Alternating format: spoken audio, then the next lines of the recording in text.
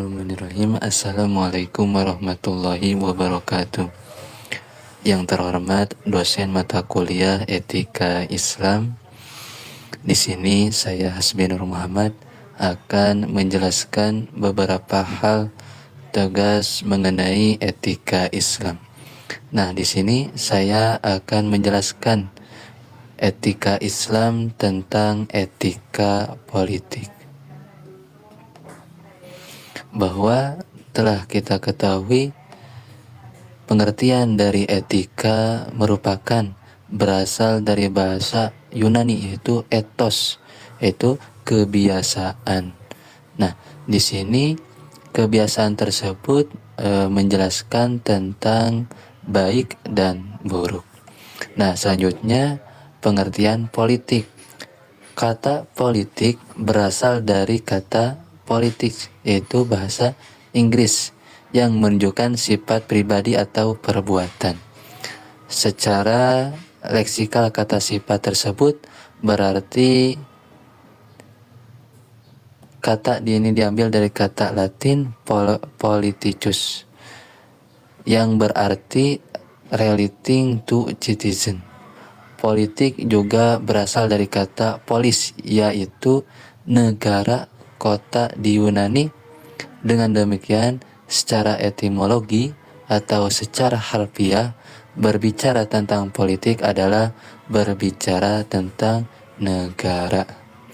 Nah, dalam pendekatan yang dipakai oleh Delir-Nur dalam mendefinisikan politik, yaitu pertama, menekankan pada nilai. Yang kedua, menekankan pada perilaku. Nah, pendekatan tersebut mencakup pula nilai-nilai yang selaras dengan etika dalam menetapkan baik buruknya sebuah sistem pemerintahan seperti yang digunakan oleh pakar politik selain menggunakan faktor-faktor sejarah. Nah, bahwa pengertian politik menurut Delir-Nur adalah segala aktivitas atau sikap yang berhubungan dengan kekuasaan dan yang bermaksud untuk memengaruhi dengan jalan mengubah atau mempertahankan suatu macam bentuk susunan masyarakat. Nah, selanjutnya yaitu etika dan moral kepemimpinan Islam. Bercermin kepada realitas bangsa dewasa ini bahwa runtuhnya kepercayaan rakyat sesungguhnya bukan hanya terhadap pemerintahan saja, tetapi juga terhadap para pemimpin dan para elit politik. Formal, bahkan rakyat mempertanyakan mengapa ekonomi terus merosot, rasa aman dalam kehidupan sehari-hari terus memburuk.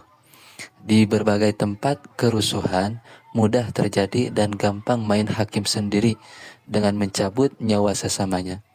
Para elit politik semula saling mendukung hanya dalam waktu singkat, sudah saling serang satu sama lain.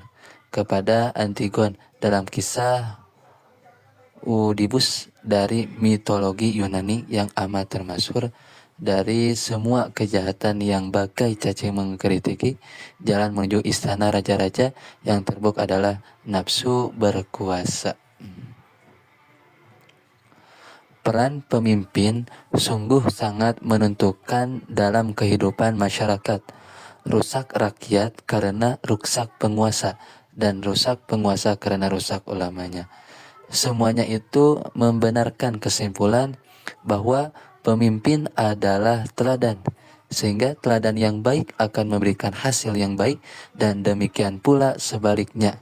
Oleh karena itu, menurut Al-Ghazali, ulama harus tegak menjaga fungsinya sebagai pemegang amanah Allah, penjaga waris Nabi, dan penegak politik keadilan. Para ulama cendekiawan harus bersikap kepada waspada dan jangan mendudukkan diri kepada politik kezoliman, baik itu zolim terhadap kehormatan dan hak asasi manusia, zalim terhadap harta benda, dan zalim terhadap jiwa rakyat. Bahkan jika dianggap perlu, harus mengambil sikap uzlah, menjauhkan diri dari segala soal yang berbau politik dan pemerintah. Islam telah banyak mengatur etika dan moral kepemimpinan baik di dalam Al-Quran maupun hadis Nabi Muhammad SAW serta ijma para ulama. Semua ajaran etika dan moral dalam kehidupan masyarakat adalah merupakan etika dan moral kepemimpinan. Namun inti dari semua itu adalah amanah dan keadilan. Sebagaimana firman Allah Subhanahu wa taala dalam Quran surat An-Nahl ayat 90. A'udzu billahi minasyaitonir rajim. Bismillahirrahmanirrahim. Innallaha ya'muru bil adli wal ihsani wa ita'i dzil qurba wa yanha 'anil fahsya'i wal munkar wal baghi ya'idukum la'allakum tadzakkarun. Sesungguhnya Allah menyuruh kamu berlaku adil dan berbuat kebajikan, memberi kepada kaum kerabat, dan Allah melarang dari perbuatan keji, kemungkaran, dan permusuhan.